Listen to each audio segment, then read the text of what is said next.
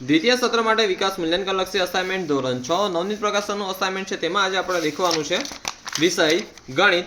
કુલ ગુણ છે તેના 80 અને સમય છે તમારો 3 કલાકનો। હવે એમાં ધ્યાન આપવાનું છે કે અસાઇનમેન્ટના પ્રકરણ 7 થી 12 નો અભ્યાસક્રમ છે। તેમાં આપણે પ્રશ્ન 1 અ દેખીશું વિકલ્પવાળો। તેમાંનો પ્રશ્ન પ્રકરણ 7 देखिए तो कि प्रश्न 1 જેના અંશ કરતા છેદ 5 વધારે હોય। કેટલું વધારે હોય 5 તેવો અપૂર્ણાંક કયો છે?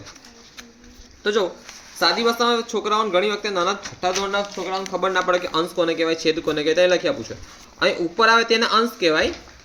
જો આ લીટી છે ને આ લીટી તેને ઉપર આવે તેને અંશ કહેવાય, જેને નીચે આવે તેને શું કહેવાય છેદ કહેવાય। આ ભાગ પડે એક પ્રકારના બરાબર। ઉપર આવે તેને અંશ, નીચે આવે તે છેદ।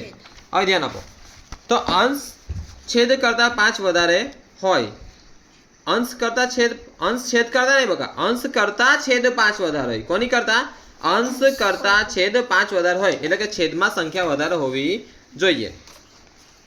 તો જો અહીં 15 ને 10 તો અહીં તો અંશ મોટો છે એટલે આ તો ખોટું। અહીં 30 અને 25 અહીં પણ અહીં 5 વધારે કોણ મોટું છે? અંશ મોટું છે। અહીં 11 ને 16 હા અહીં છેદ મોટો છે ને તે કેટલો છે 5 એટલે વિભાગ સી આવશે। ઓકે 12/18 નો સમાન અપૂર્ણાંક ખાલી જગ્યા નથી। તો એ માટે આપણે શું કરવાનું? ચાલો ધ્યાને 12/18 છે। કેટલા છે 12/18? જો 12/18 તેને લખાય કેનું? 3 ચોકું 12 અને પછી બોલો 6 તાલી 18 3 ગયા વૈધા દેખો 4 ને એમ લખાય 2 દુ 4 અને 6 ને 2 તાલી 6 2 ગયા 2 એકુ 2 વૈધું શું 2/3। હવે જો 14/21 તો 14/21 લખાય કેમનું? 7 દુ 14 અને 7 તાલી 21 7 એકુ 7 આ પણ 2/3 આવે। ચલો આ જવાબ આવી શકે છે। આ તો સરખું છે મતલબ જવાબ આવી શકે નહીં। નથી આપણને પૂછ્યું છે એવું નથી પૂછ્યું। જો અહીં નથી। 16/24 તો કે 16/24 હવે આપણને ખબર છે 8 દુ 16 8 તાલી 24 8 એકુ 8 8 8 ગયા તો આ 2/3 બરાબર આવે છે। પછી છેલ્લે છે 30/20 તો અહીં નહીં આવે બકા। જો 30/20 0 ગયું તો આ શું આવ્યું 3/2 એટલે કે આ નથી। આ છે ને છેલ્લો ઓપ્શન છે ઓપ્શન ડી નથી। ખાલી જગ્યા સમછેદી અપૂર્ણાંક। સમછેદી એટલે કેવા અપૂર્ણાંક? શું સરખા હોય? સમછેદી અપૂર્ણાંકમાં શું સરખું હોય? છેદ। સરસ। તો દેખો આમાં 12 છે। ચાલો આ પેલો જવાબ મળી ગયો ભાઈ, આગળ જવાનું જરૂરત નથી। છેદ અમારી 12 છે, અમારી 12 જો આમાં 3 છે, આમાં 4 આમાં 5 આમાં 9 આમાં 3 આમાં 13 ભાઈ 12 છે એટલે આ સમછેદી અપૂર્ણાંક છે એ।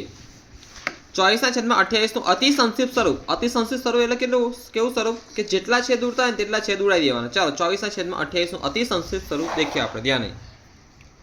24/28 ચાલો 6 ચોકુ 24 7 ચોકુ 28 4 એકુ 4 4 ગયા તો વસ્તુ શું 6/7 દેખે 6/7 ઓપ્શન બી છે 6/7। અહીં જવાબ પણ આવી જાય 6/7।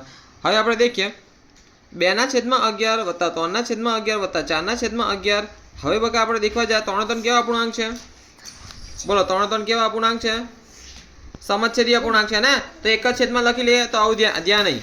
જો આખી પેલા રકમ લખું છું 2/11 વત્તા 3/11 વત્તા 4/11 3 સમછેદી અપૂર્ણાંક છે તો આખાના છેદમાં 11 ઉપર 2 વત્તા 3 વત્તા 4 2 ને 3 5 5 ને 4 9 તો 9/11 ઓકે 9/11 પાંચમાં આવે છે 9/11।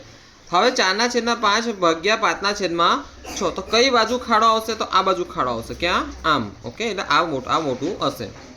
ભાઈ 3 1/5 એ કેવો અપૂર્ણાંક છે? મિશ્ર અપૂર્ણાંક છે। કેવો અપૂર્ણાંક છે? મિશ્ર અપૂર્ણાંક છે। 3/7 નો સમાન અપૂર્ણાંક કયો છે? કેવો અપૂર્ણાંક? સમાન અપૂર્ણાંક મીન્સ કે એવો જ હોવો જોઈએ। જો તો 7/3 તો નથી કેમ કે ઉપર અહીં 3 જ આવવું જોઈએ અંશમાં અને નીચે 7 જ આવવું, પણ તો અંશ આ ઊંધું થઈ ગયું છે। આ નથી બરાબર, આ નથી બરાબર। ચલો આ દેખીએ 9/21 તો 9 ને કેમનું લખાય? 3 તાલી 9 3 7 21 3 ગયા તો વૈધું શું 3/7 દેખો તો અહીં છે 3/7 અહીં 3/7 તો કે આ 9/21 જવાબ આવશે। તો આ વિભાગ આપણો પ્રશ્ન 1 અ નો પ્રકરણ 7 અહીં પૂર્ણ થાય છે। ઓકે।